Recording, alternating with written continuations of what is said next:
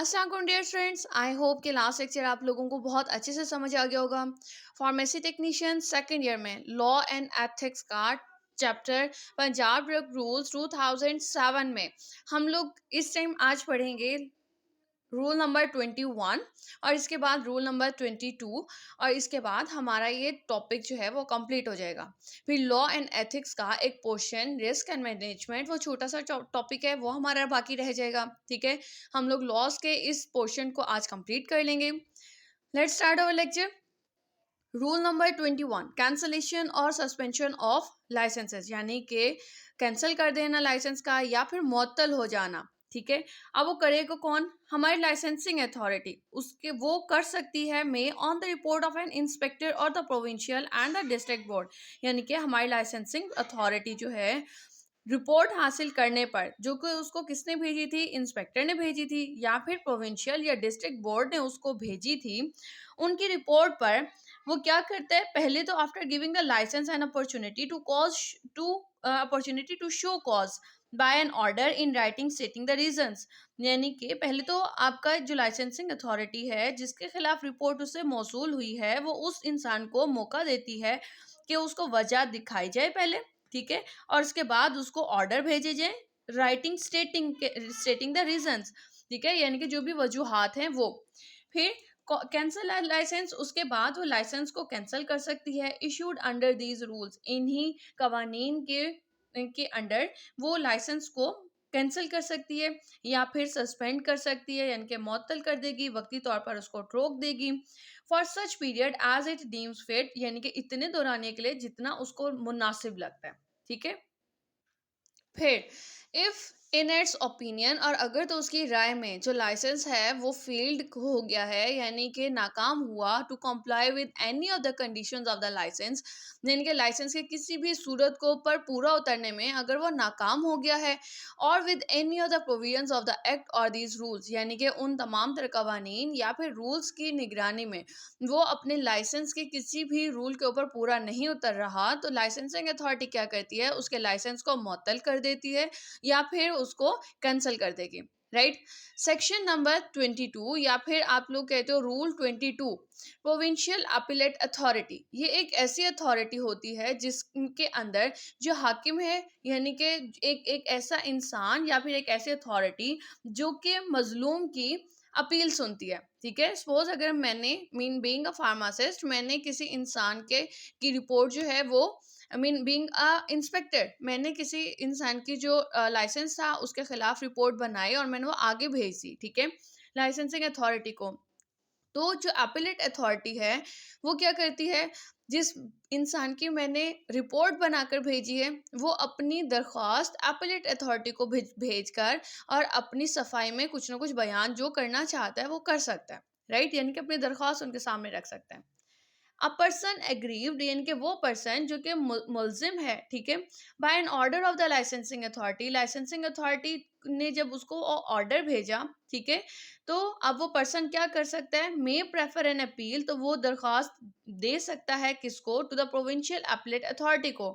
Provincial appellate authority को वो दरख्वास्त भेज सकता है। कितने दिनों के अंदर अंदर? Within 30 days of the date of the order, यानी कि जिस तारीख को उसको ऑर्डर भेजा था लाइसेंसिंग अथॉरिटी ने, उस तारीख से आगे फर्दर 30 दिन के अंदर अंदर वो क्या करेगा? अपनी दरख्वास्त जो है, अपनी अपील जो है वो अपीलेट अथॉरिटी को भेजेगा। फिर आप कहते हो additional chief secretary of the government जो है वो होना चाहिए provincial appellate authority. Provincial appellate authority होनी चाहिए, यानी कि जो हुकूमती चीफ सेक्रेटरी है ना, एडिशनल चीफ सेक्रेटरी, उसको ही होना चाहिए प्रोविंशियल अपीलेट अथॉरिटी, उन्हीं को ही दरख्वास्त सुननी चाहिए। किस, यानी कि फॉर द पर्पस, इस मकसद से कि वो हियरिंग सुनेंगे अपील्स, दरख्वास्त against an order of the licensing authority, यानी कि उन दरख्वास्तों के, यानी कि उन ऑर्डर के खिलाफ वो दरख्वास्तें सुनेंगे जो उनके पास भेजी गई। किसने भेजी थी? लाइसेंसिंग अथॉरिटी ने। फिर सब रूल 3 ये कहता है कि प्रोविंशियल अपीलेट अथॉरिटी में डायरेक्ट एन ऑफिसर और an official of the government to assist the authority. जो प्रोविंशियल अपीलेट अथॉरिटी है, ठीक है, वो भेज सकती है या वो हदायत दे सकती है क्या कर सकती है, वो एक अमले को या एक ओहदेदार को जो है, किसी भी हुकूमती ओहदेदार को, ऑफिसर को वो भेज सकती है ताकि वो अथॉरिटी की मदद कर सके। ठीक है, यानी कि लाइसेंसिंग अथॉरिटी की। फिर सब रूल नंबर 4, उसमें क्या कहते हैं कि जो प्रोविंशियल अपीलेट अथॉरिटी है उसको चाहिए कि after giving the appellate an opportunity of hearing, यानी कि अपीलेट अथॉरिटी जो है उसको चाहिए कि वो उस इंसान को, मुलजिम को अपॉर्चुनिटी देकर, यानी कि ऑफ हियरिंग, कि उसकी बात सुनी जाए, pass such order as it deem fit, यानी कि वो भेज सकता है ऑर्डर्स जैसा कि उसको मुनासिब लगे। ठीक है, यानी कि मुलजिम की बात सुनने के बाद वो ऑर्डर्स जारी करेगा जैसा कि उसको मुनासिब लग रहा होगा, और वो जो ऑर्डर्स ऑफ द अथॉरिटी होंगे शैल बी द फाइनल, और वही फाइनल ऑर्डर्स होंगे, right, and can not be called in question, और उसके ऊपर कोई सवाल या निशान खड़ा नहीं होगा बिफोर एनी फोरम, यानी कि किसी भी प्लेटफॉर्म पे अपीलेट अथॉरिटी के जो भी उसने मीन नतीजा निकाला उसके ऊपर कोई भी फिर सवाल खड़ा नहीं करेगा, राइट। यहाँ तक आप लोगों का ये कंप्लीट हो जाता है। इसके बाद आप लोग बात करते हो कंडीशंस ऑफ द लाइसेंस की। तो क्लास आप लोगों के conditions of the licence already mentioned है। आप लोग इस पोर्शन को अगर स्किप करना चाहो आप लोग स्किप कर सकते हैं। ठीक है, इसके बाद आप लोगों का स्टार्ट हो जाता है रिस्क एंड मैनेजमेंट का पोर्शन।